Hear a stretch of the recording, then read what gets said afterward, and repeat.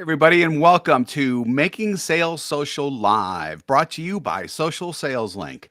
I'm Bob Woods, the LinkedIn Sherpa, and I'm joined today, and as always, by fellow LinkedIn and social selling professional, aka the LinkedIn Whisperer, Bryn Tillman. Sup, Bryn?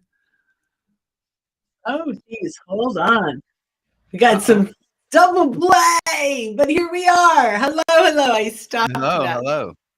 Cool. I'm excited to be here. I clicked through to see how many people we had on, and it started to play. Normally, it Oh, I doesn't. hate it when that happens. Yeah. So, yeah, well, Hate that. technology. Technology, it Um, works great until it doesn't. that is right. So, anyway, I'm excited to continue our conversation, Bob. We are continuing. Absolutely. So today is part two of our mini series, if you will, on rolling out LinkedIn and social selling to an entire sales team or even sales force within a company. And of course, if you are an entrepreneur or on a small sales team and just doing this by yourself, there are plenty of takeaways that you can bring from this too. So we're not forgetting anybody out there. So just a really quick bullet point. Here's what we covered in part one. So defining desired outcomes and establishing your key performance indicators or KPIs, buyer identification and mapping, value-centric LinkedIn profile development, and choosing your digital productivity tools. So that's the first four. We've got the final four today. And no, that's not a basketball reference for the first time out of my mouth, and I don't know how long. And we just want to let you know or remind you, depending on whether or not you know this exists, that there's an ebook we've developed that accompanies both parts one and two called LinkedIn for Social Selling Program Rollout Checklist. And that's at socialsaleslink.com/rollout. Socialsaleslink.com/rollouts. So with that, let's roll right into things, Bren. Roll right in. So, number four or number five Number five. is that sales content strategy. Do you want to open that up or should I take it? I can open it up really quick because this is when Bren and I talk, we always say this is huge, this is big, this is so important because it's all important. This one's really important. So with sales content strategy, simply put, you need to provide your sales team members with content and resources for them to start conversations because that's what Right. social selling is ultimately all about. That content has to be both valuable, just in a general sense, and value added. You need to bring value of what your product or service does to your salespeople's or their audiences way before a conversation even starts. So, how do we do that? There are three specific strategies. First one has to do with, of course, creating original content. So that's things like polls, posts, and videos that get uploaded. Yeah, we're primarily talking LinkedIn here. You can do other socials if you want as well, although you can't do polls on other socials, which is one of the reasons why we love polls so much here. And Bren? So let's talk about creating before we go through all three. I want to talk about each one, which would be great. So, creating content. Most people think I'm not a writer. I can't do content on LinkedIn. That's not my thing. But Bob touched on a few quick little things that make creating content so much easier. So, as a sales leader, now we're talking about rolling out a whole program inside of an organization. So often we've got marketing support, right? Now, here's what we would love to see your marketing team do with your reps when you're rolling out this program is we want to highlight the thought leadership of the sales team. So if your marketing department is creating an ebook, or even if you're outsourcing this and they're creating an ebook, go get quotes from your salespeople. Use the quote in the ebook. You can actually have the marketing team record a little video asking them 5 questions on video, and you can help your team repurpose original content, right? And so we work closely when we're rolling out a program with a large organization. We will work closely with their marketing team to ensure that they're incorporating the thought leadership of the sales folks. When they are mentioned in that content, they will use it, they will share it. They also, it gives them a credibility in the marketplace that if the company is quoting them, then they're the people we should be working with. So I just wanted to kind of throw that creating in when it comes to rolling out a program versus an individual creating content. Exactly.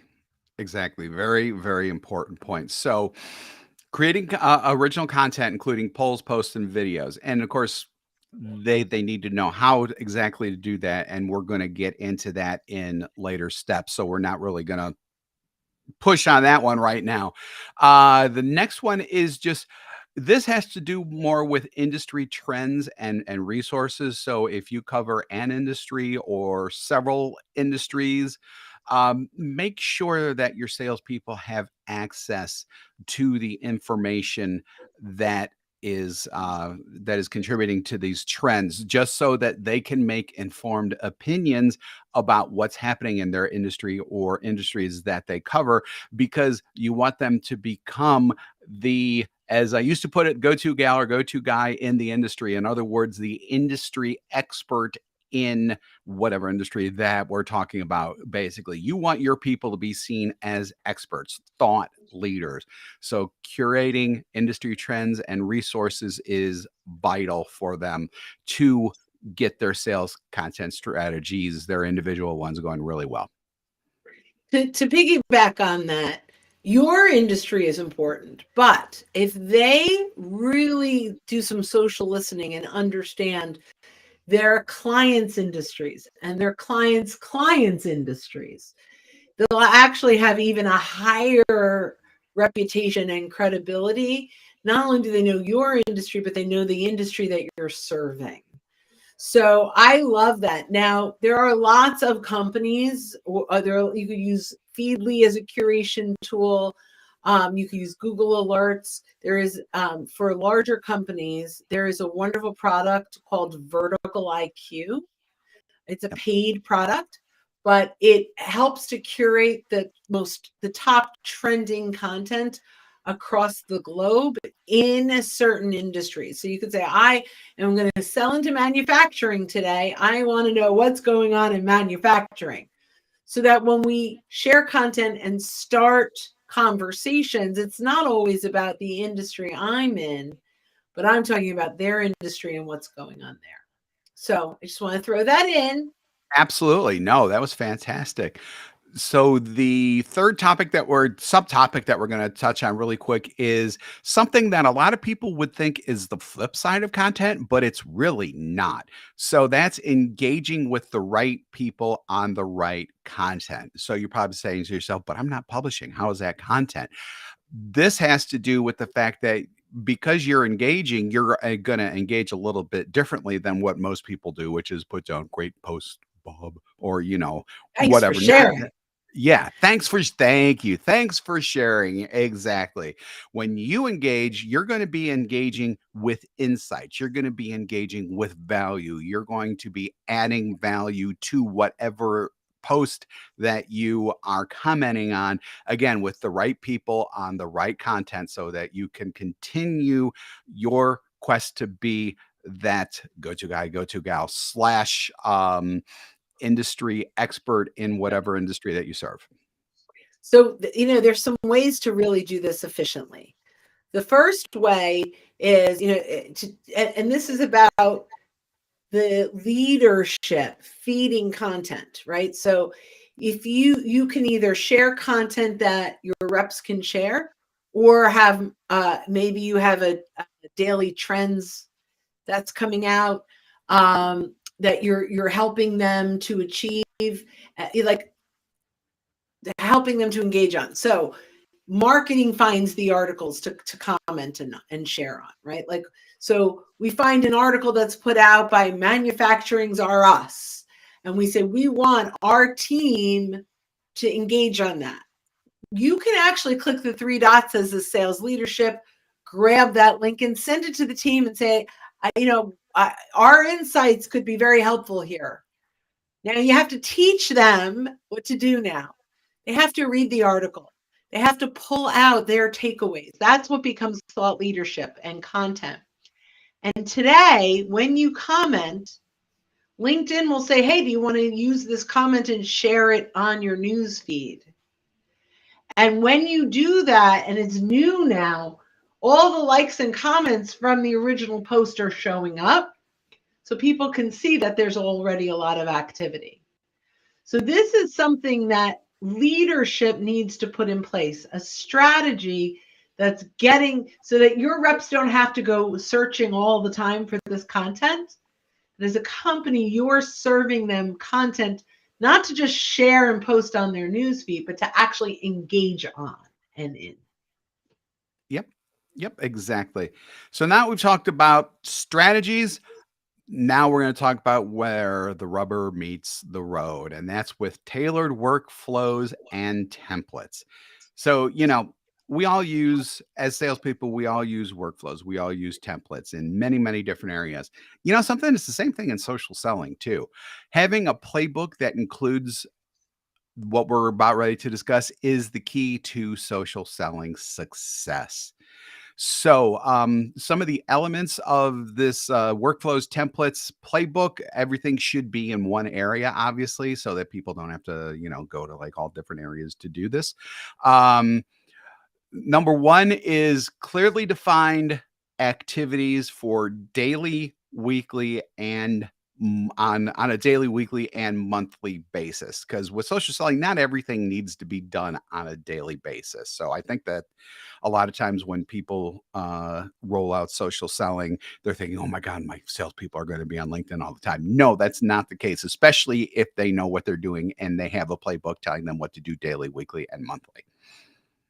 Absolutely. And this should be included into their daily routine. So this is just a bonus. If you want to look at what a typical daily routine might look like, you can go to socialsaleslink.com/day and download that ebook.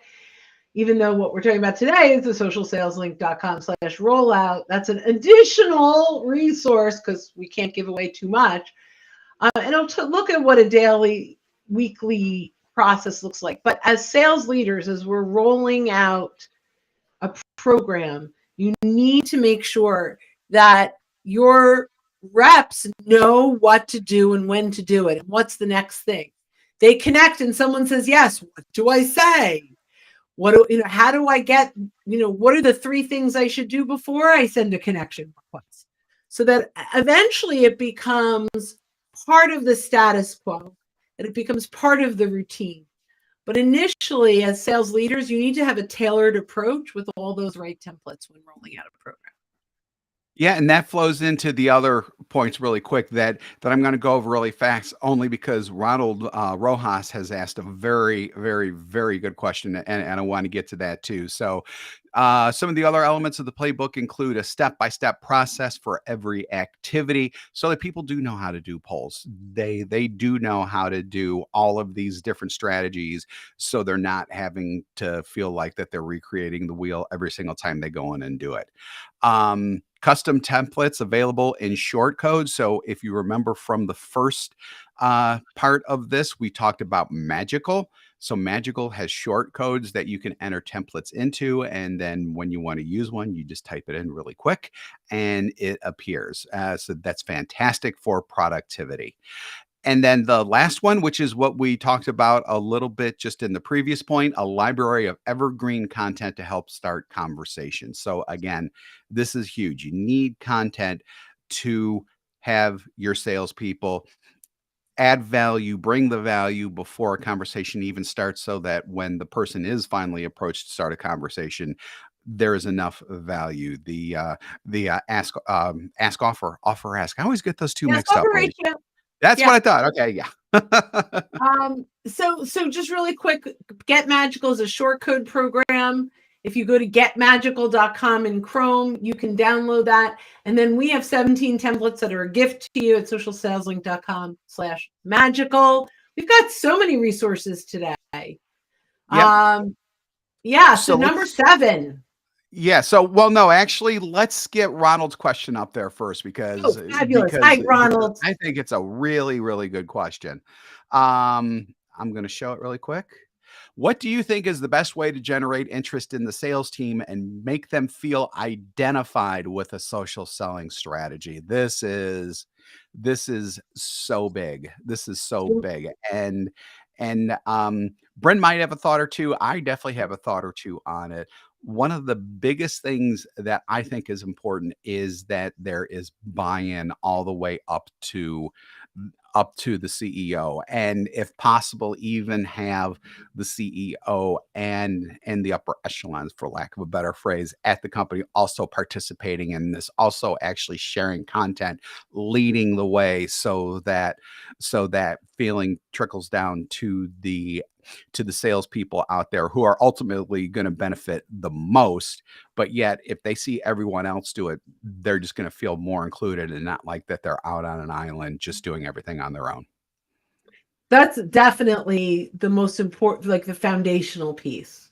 Hmm. Once you've got buy-in across the organization, now we need social proof. Why am I going to invest my time as a sales rep to do this? Well, there are a few things that we typically talk about, right? So the first one is take a look at your profile. Is this representing you well? So, and you ask them this, right? Like, let's look at this. Is this helping you to get more sales conversations? Or is it just your resume waiting for, waiting to get recruited away? Number one. Number two, um, you know, are you sharing enough content and engaging in a way that's attracting people and showing them? So, and I will actually go through and show a tip, right? So the tip might be if you just look at all of the people you're prospecting and ring their bell, you're notified when they share content. And this is a trigger for you to engage and start a conversation with them without being salesy. It's not like you're attacking and saying, hey, buy my stuff, but you are engaging in a way that's important to them. So we teach that. And they go, oh, that's pretty cool. The next thing we do is we say, take a look. How many connections do you have? 780 connections, 10% of those are people that you probably want to have a conversation with. Do you know who's in your network that you're ignoring? And they go, So, there are lots of things that we can do to help you take inventory of that, but you need to know because we're out there going net new all the time. Yet you've got all these folks living inside your network. And the last one is how successful are you as a sales rep in getting those client referrals? I'm sure they love you, but if you're like most people, when you ask for those referrals, you get the shrug and they go, I can't think of anyone right now. But if you could go through their Rolodex and pick out 8 or 10 or 12 people that they know that you want to meet and have a conversation with them, you could end up with 4 or 5 actual warm introductions. And that's what LinkedIn is. And all of a sudden, when you present this to the salespeople like this, their jaw drops and said, I didn't know LinkedIn could do all that stuff. So often, and Bob, when we're going out, and if you're in corporate, I'm going to offer Bob's offer to you right now, is we actually do a complimentary, well, we charge for it, but if you're a big enough company and you're interested, we will do it as a complimentary webinar to your team. And then we survey and say, is there interest or not? And if there's not interest, we're fine.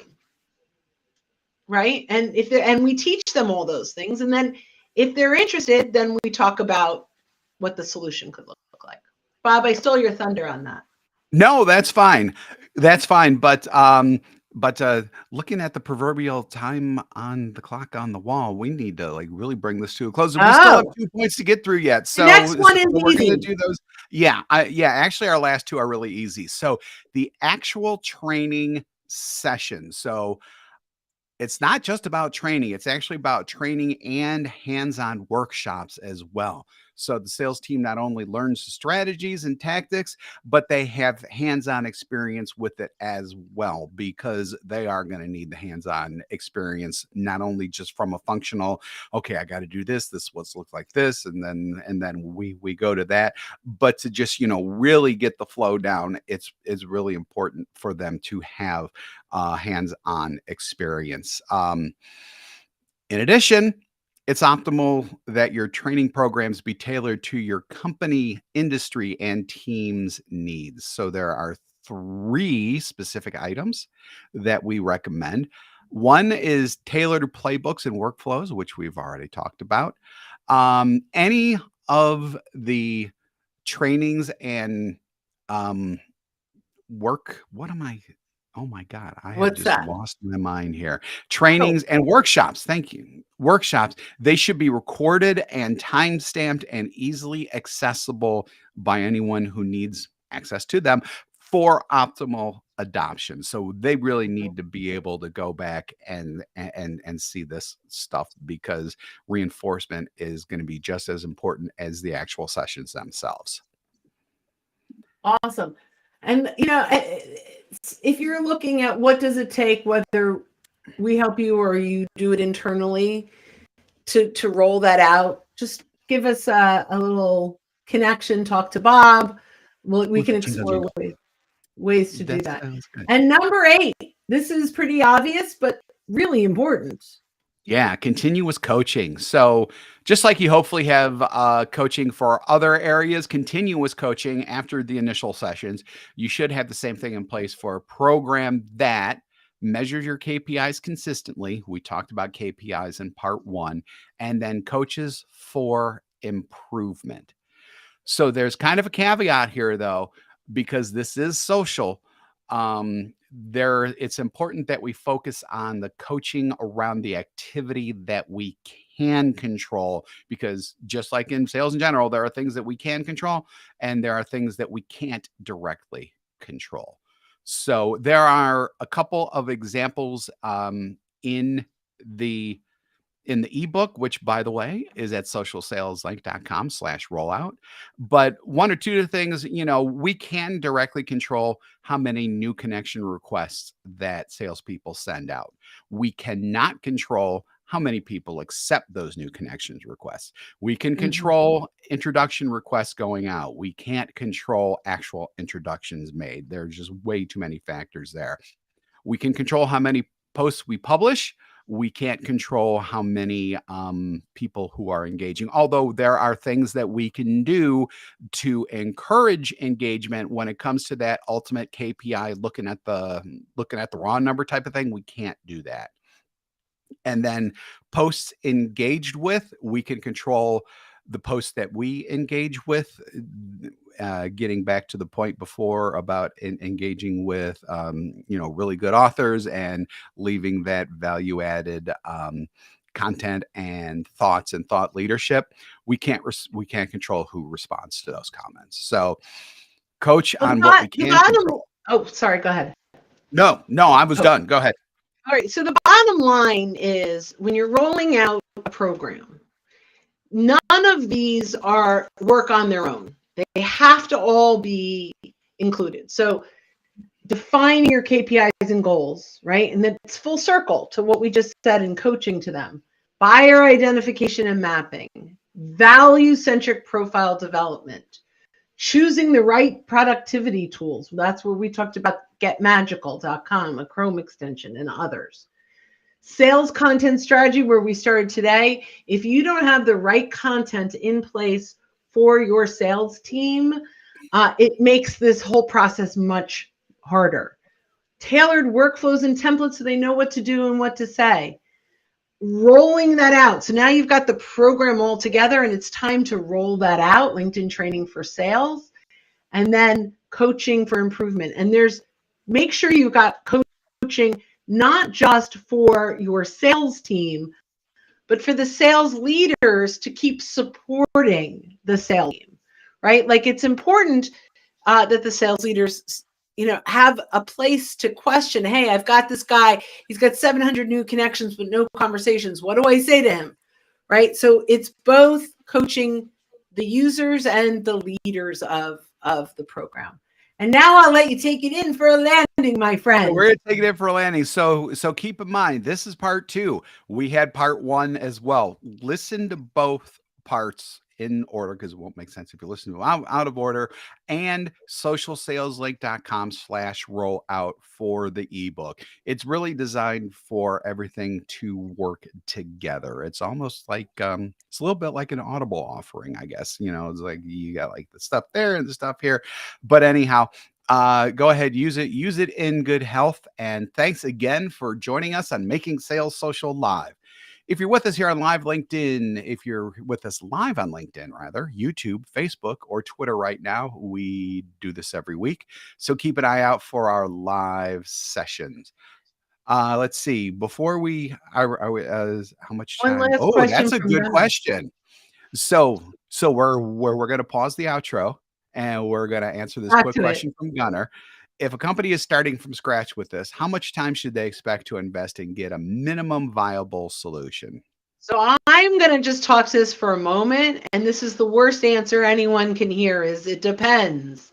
So we have to look at the resources, what they have available. How is the sales team working today? Is there already content in place or do we have to design content? Is the team willing to engage marketing and sales to create that right content? From a training perspective and putting a program together, we roll them out in under 30 days, tailored with their own messaging and their own their own workflow and templates and playbook, right? We can roll that out custom in 30 days.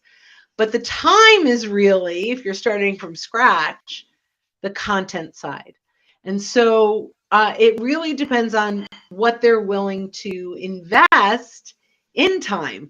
Because we can put a program together 20 minutes a day for a rep, or if it's an SDR who's prospecting all day, it may just be intertwined naturally into their outbound calling, right? There's so many different ways to leverage LinkedIn. And part of what we do is tailor it based on resources, what other expectations of the people in the company, and so forth. So it's a depends answer. I'm so sorry, Yeah, Gunnar. yeah. It is a depends thing. There, generally speaking, once we've done all of the pre-work and we're actually like in the training process, training can take training and workshops together is generally speaking, and again, this is highly dependent on the situation. So don't hold us to anything. Um, 2 times a week, training and workshops, generally 3 weeks to 4 weeks, maybe 5, depending, and then Sales extra navigator time training. to do, profile makeovers too, because if you're not making over your profiles, this is it's going to be much less successful, much Right. less. All roads lead back to those profiles. All Yes, right, exactly. we circled around the airport. Now we're Yeah. coming back down for the Yeah, landing. we are out of the holding pattern, and we're just gonna take it home here. If you want more information on our podcasts, socialsaleslink.com/podcasts, socialsaleslink.com/podcast. Again, the ebook is at socialsaleslink.com/rollout, socialsaleslink.com/rollout. So when you're out and about, make your sales